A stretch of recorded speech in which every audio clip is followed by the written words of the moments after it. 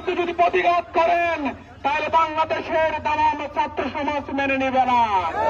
সেজন্য প্রশাসন এবং আদালতকে ব্যবহার করে আপনারা পরাজিতর সেই গ্লানি মোছার জন্য যে তালবাহানা শুরু করে দিয়েছেন সেই তালবাহানা বদলাতে হবে।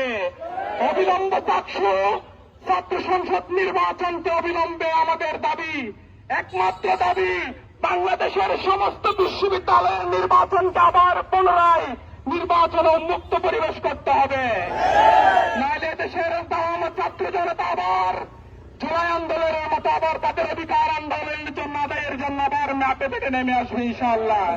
সেজন্য বলবো আমরা ছাত্র সমাজ, সুশৃঙ্খল ছাত্র সমাজ, আমরা কোন স্বৈরাচারী এবং কোন গণতন্ত্র হত্যাকারী কোন দল বা কোন গোষ্ঠীকে আমরা চাই না।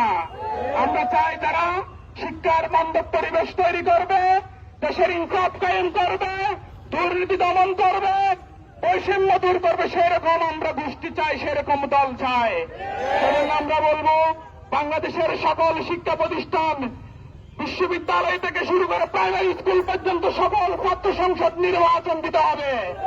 এই নির্বাচনের মধ্য দিয়ে ছাত্র রাজনীতির যে আমার আগামী দিনের দেশ পরিচালনার চালিকা শক্তি আমরা জানি বিশ্ববিদ্যালয় থেকে এবং শিক্ষা প্রতিষ্ঠান থেকে গঠিত হয়, সেখান থেকে দেশের নেতৃত্ব তুলে আসে। সেজন্য আমরা বাংলাদেশের প্রশাসন থেকে শুরু করে সমগ্র ছাত্র জনতাকে আমাদের চাকসু নির্বাচন যতদিন পর্যন্ত অবিলম্বে আমাদের চাকসু আমরা ফিরে পাবো না ততদিন পর্যন্ত আমাদের আন্দোলন ইনশাআল্লাহ চলমান থাকবে।